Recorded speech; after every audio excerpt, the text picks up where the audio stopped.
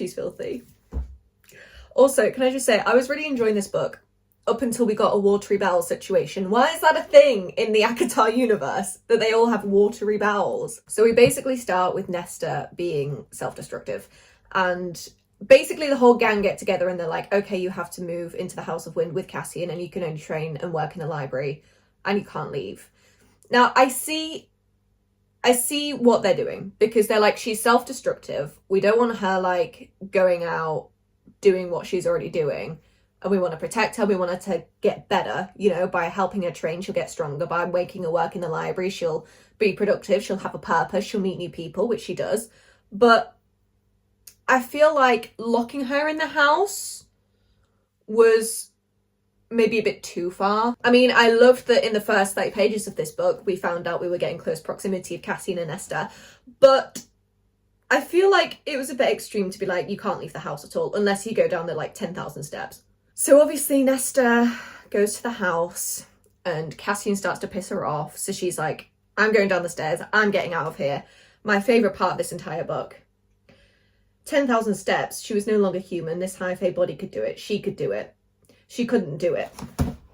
She's so me. She's so me. I'm sorry. So after she tries to go down the stairs and fails, she goes to breakfast the next morning and she's so sore that she can't get out of the chair without using her arms. And Cassian says, doesn't count when you use your hands to do most of the work. And Nesta, I was gagged. Nesta says, I bet that isn't what you've been telling yourself at night. And then Cassian says, is that what those smutty books teach you? That it's only at night? Now, today... I want to just say here, when I started reading ACOTAR, everyone was like, oh, it's really smutty, like you won't like it. When I read like the first few books, I was like, what are people on about? Like, there's only 1 or 2 sex scenes. It's not that bad. She changed everything. She changed everything. But as the book goes on, we start to find out that the Autumn Court and the Human Queens might be bringing a war. Meanwhile, Nesta is very reluctant about doing her training and her work. But we also kind of find out that the house is sentient and has taken a liking to Nesta, so much that it gives her these smutty books for her to read. But also I really love that, I know it's so weird to say, but I love that Nesta's best friend is the house. I don't know, I kind of love that, like, the house is there watching out for her, you know what I mean? I just find that really cool. Like, imagine just walking around your house and you're like, I'm hungry, and a plate of food drops in front of you. I want that. But it does look like Nesta's getting better. She starts to train with Cassian. They're getting along a little more.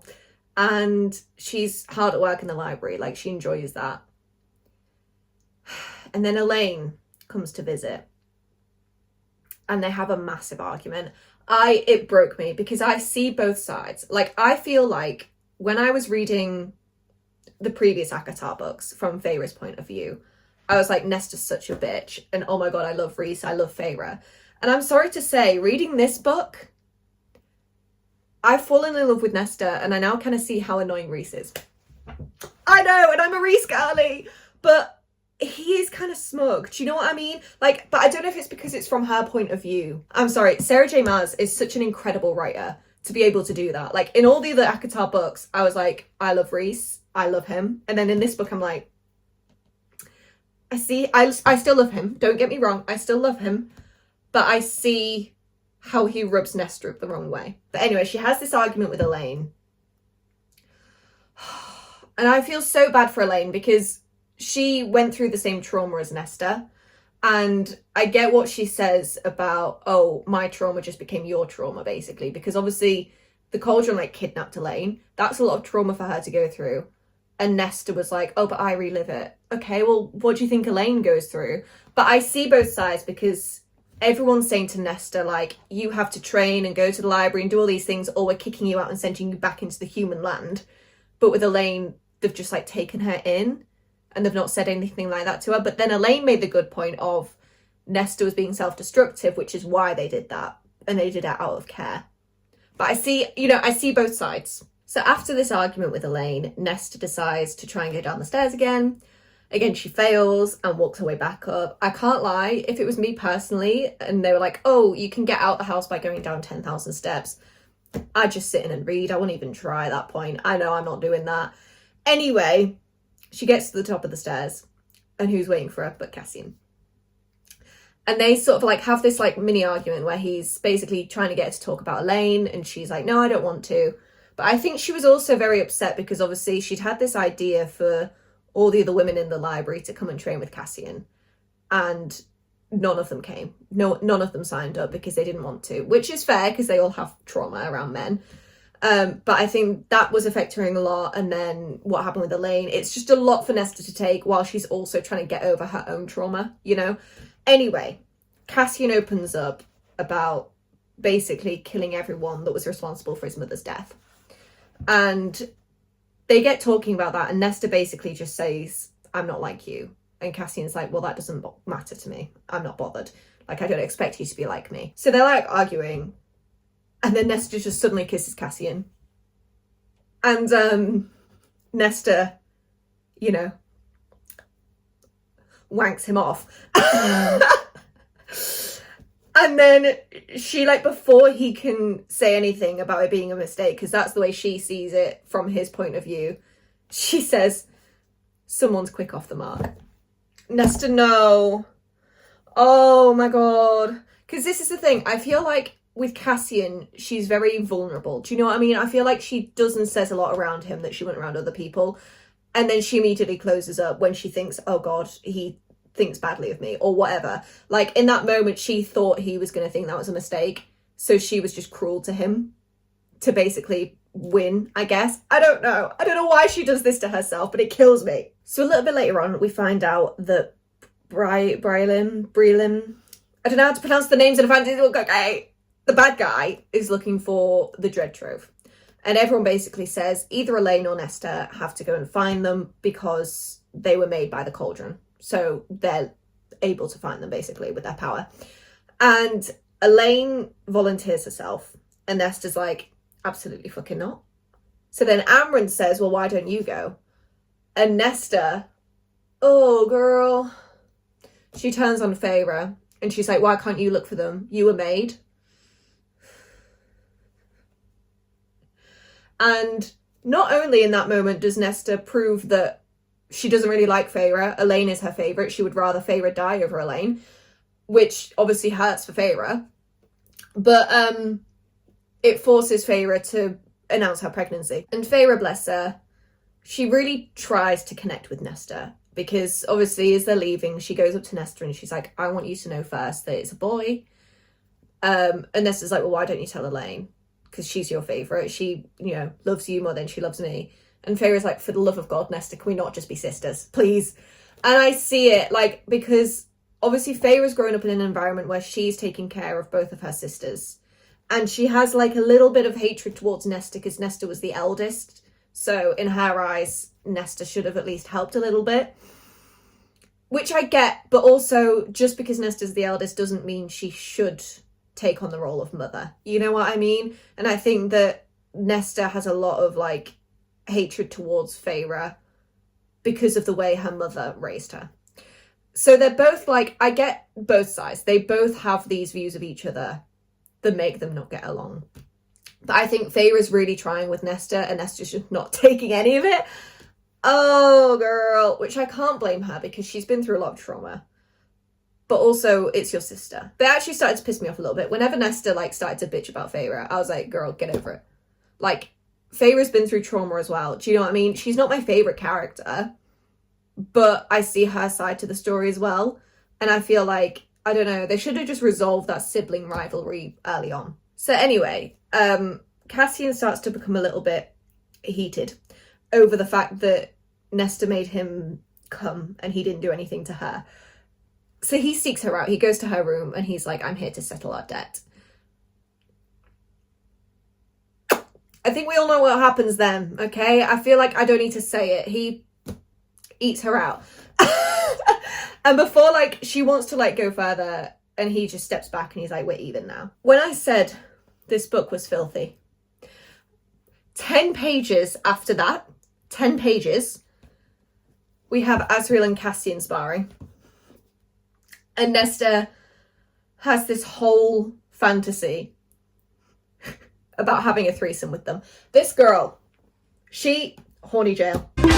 Anyway, a little bit later on, Nesta checks the sign-up sheet in the library for training with Cassian, and she finds that Gwyn has signed up. Now, I love this. I actually really love Gwyn, and I love that Nesta has like a friend there as well, because obviously it's difficult for her because she doesn't get along with her sisters, especially like Elaine at the minute. Her and Nesta are not getting along, and like Elaine used to be her person. And we also meet Emery as well, which I really love. I love that Nesta's starting to make friends with people, because I feel like when she lived on her own, she wasn't really bothered about having friends. She was just bothered about sex because it was a distraction for her. But do you know what I mean? I feel like now that she's trapped, which isn't a good thing, but the good thing that's come out of it is that she's made these friends, and it's people that she actually relates to as well. So obviously she invites Emery to come train, and it does take her a while to join up. But when she does, Emery, Gwyn, and Nesta all start training with Cassian. And I love that Emery and Nesta like bond over their love of smut books. And then they also like, I love that they include Gwyn in it as well, even though Gwyn sort of has this trauma. Emery's like, oh, I have some milder versions that I'll let you read. And Gwyn's like, I kind of love it. Now, a little bit later on, Cassian is a bit glum because Eris was being his usual self. And Nesta decides that she's going to cheer him up in the only way she knows how. So she sucks him off. At the dining room table, my eye had poor Azriel, who eats there. So, yeah, they're about to go further when Azriel very loudly walks down the hallway because he knows what's going on. So they have to get dressed. Nesta leaves. And there's this whole conversation between Cassian and Azriel, where Azriel says, save something for later. And Cassian says, busybody. And Az says, fair dues to him as well. He says, you let her suck your cock in the middle of the dining room. At table I'm currently using to eat my dinner. I'd say that entitles me to an opinion. Cassian, fair enough. Fair enough. I agree, fair enough. If you're going to do that, please just do it in one of your rooms. Because I would hate to be living there knowing that that had happened at a table I sit to eat at. That's wild. That is wild. So in Nesta's attempt to look for the dread trove, she tries to scry and it doesn't work. And she and Cassian don't really think anything of it. But she goes to bed that night. And she basically just gets stuck in this nightmare where her power is like uncontrollable. And Rhys has to try and pull her out of it. And he says, she was dreaming of the cauldron of when she went in. I saw it, felt it, everything that happened. Saw her take its power with her teeth and claws and rage. And I felt what it took from her. Her trauma is, and then he stops. And I really love that this is kind of a moment where Rhys sees Nesta for like who she is. Because I feel like up until this point, he's only seen her as like one of Feyre's enemies. Do you know what I mean? Because he just sees her as the sister who's awful to Feyre. Which, fair enough to him because it's his mate, like he's going to be protective of her. But I think he sees Nesta in this moment and he's like, oh shit, she has a lot going on. But I do also love that it wasn't just Rhys that brought her out of it. Like Cassian being there, like just saying her name, like helped to calm her. And I think that's something that we see a lot in this book, is that Cassian is able to like calm her when her power becomes so powerful. But yeah, so basically Azriel's like, what is her power? And Rhys says, death. I love that for her. I love that. And I see that for her. But then we find out that Feyre's baby has wings. And she will likely die trying to give birth to it. Now, what my issue with this is, no one tells Feyre. Like, she obviously knows the baby has wings, but she doesn't know she's probably most likely gonna die. And Rhys is like, oh, I just don't want to tell her. Sorry, no. I'd want to know. Like, if I was going to die, I would want to know. And then everyone else is like, oh yeah, we won't tell her. Even Nesta. I was like, girl. Also, I love that in that moment when she found out, she was actually concerned about Feyre dying. And I feel like that shows that she does have love for Feyre. It's just very deep down. But yeah, I don't really know why we're keeping that secret from Feyre. That's weird. Anyway, in search for the dread trove, Nesta, Azriel and Cassian go to the bog, where we find Eris's lost soldiers, and Nesta is left on her own. We all knew something was going to happen, let's be honest. And she's like, I can help. I want to help Cassian. I don't want him to die. So she's like, oh, the only way I can get to him is through the water. Girl. So she stands at the edge of the water and this creature comes out. And this is where the watery bowels came in. I'm so sorry, Sarah J. Maas. I love you. But can we not? I feel like that really didn't add to the story. You know, I get it's to show that she's like afraid because of this monster has just come out and is about to eat her. And is very creepy as well. Like, why does he kiss her? Anyway, we'll get to that. But I feel like we could have described her fear through emotion, not through her pissing herself. Like, I just feel like it didn't add anything to the story. It just kind of grossed me out a little bit, you know? Anyway, so she obviously gets dragged under the water. And yeah, this Kelpie, is it a Kelpie? Yeah, it's a Kelpie. Kisses her like a couple times to give her air. It's just, that's wrong. Anyway, as he's like dragging her through the water, she finds the mask and she puts the mask on and she's able to control the dead, basically, to basically just kill the Kelpie, which is brilliant. And I don't know, I find her so powerful in this moment, and I really love that for her, because I think she is a very powerful character. I think she's felt powerless because she couldn't help Elaine. Like, obviously Elaine got kidnapped and that was awful for her. She didn't really help Feyre when they were poor and Feyre was going out and like hunting for them. I feel like she's always felt very powerless, and she sort of uses her cruelty, I guess, to mask that in a way. But I think that she's starting to become powerful, like through her training with Cassian and also her power of death. So yeah, she finds the mask, puts it on, kills the Kelpie. And obviously Cassian and Azriel, who had just finished fighting these soldiers, see Nesta emerging from the water with this mask on and an army of dead behind her. And they're like, what the fuck? But I think in this moment it's confirmed that she is death, because obviously it's in Cassian's point of view, and he says to stand against it would be to stand against death itself, death herself. I love that for her. I really do. But I'm also very intrigued to find out how that power works as well. Because yeah, I'm halfway through the book. That's where I last finished. Sorry, I know that was traumatic for people. I do break my spines.